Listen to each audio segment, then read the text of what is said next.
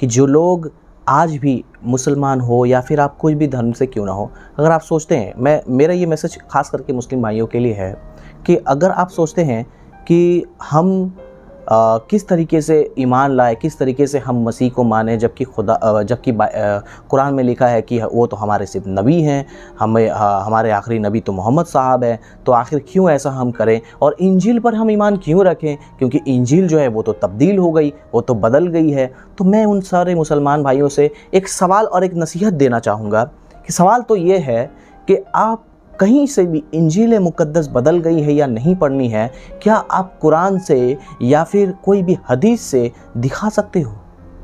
नहीं दिखा सकते, कहीं नहीं लिखा।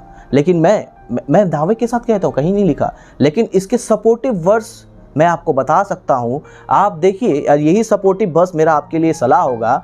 कुरान में सूरह माइदा आयत नंबर 47 में लिखा है कि इंजील वालों को चाहिए कि अल्लाह ने जो कुछ इंजील में उतारा, यानी कि गॉस्पेल में जो कुछ इंजील में उतारा, उसके हिसाब से फैसला करे, और जो कोई इंजील के हिसाब से फैसला ना करे वो फासिक है, यानी कि बेईमान वाला है, उसके अंदर ईमान नहीं है। आप अगर सूरह इमरान पढ़े, उसका 3 और 4 नंबर आयत पढ़े, तो उसमें ऐसा लिखा है कि हमने तौरात और हमने इंजील उतारी और लोगों के लिए लोगों के लिए गाइडेंस के लिए, और इंजील में लाइट है। ठीक है, ये अल्लाह ताला फरमा रहे हैं।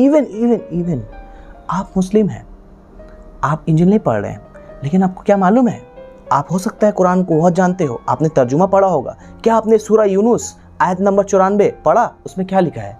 उसमें लिखा है अल्लाह ताला मोहम्मद साहब को, आपके आखिरी नबी को ये बात बता रहे हैं कि अगर तुम्हें इस किताब में, यानी कि कुरान में कोई डाउट हो, कोई शक हो, तो तुम उस किताब में जाकर देख लो या फिर अहले किताब वालों से पूछ लो, तुम्हारे पास तुम्हारे रब की तरफ से पैगाम आ चुका है, तुम शक करने वालों में मत रहना। यानी कि अल्लाह ताला खुद जबकि मोहम्मद साहब को कह रहे कि तुम अपने पहले की किताबों में जाकर देखो, पढ़ो, सुनो कि तुम वाकई में नबी साहब हो, तुम्हारे पास रेवलेशन आया है।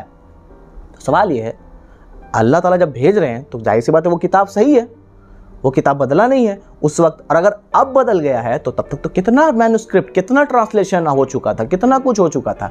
अल्लाह ताला को तो कोई बात बोलनी चाहिए थी कि देखो तब तक ठीक थे, बाद में भी ये बदल जाएगा। तो मेरे मुसलमान भाइयों, मैं आपसे यही गुजारिश करूँगा, किसी मौलाना, मुफ्ती, आलिम, स्कॉलर्स, ये वो हाबी जाबी कहीं कोई वेबसाइट, कभी जाकिर नायक या कोई इस ऐसे लोगों को मत लीजिए, आप खुद सेल्फ स्टडी कीजिए। अल्लाह ताला कुरान में फरमा रहे हैं कि हमने आपके ज़बान में, हमने अरबी कुरान आपके अपनी ज़बान में नाजिल किया है आपके हिदायत के लिए। यानी कि आज आपका अरबी लैंग्वेज नहीं है तो भी आप अगर बंगाली हो, आप अगर हिंदी जानते हो, आप अगर इंग्लिश जानते हो, तो आपके लैंग्वेज में आपको कुरान नाजिल है। आप कुरान से ही आप यीशु मसीह को जान सकेंगे। लेकिन इसका मतलब ये नहीं कि आप कुरान में जाएं। बाइबल आपको, कुरान बाइबल की तरफ मोड़ेगा। कुरान जब आप पढ़ेंगे तो कुरान आपको बाइबल की तरफ मोड़ेगा, और बाइबल जब आप पढ़ रहे हैं तो बाइबल आपकी ज़िंदगी बदलेगा।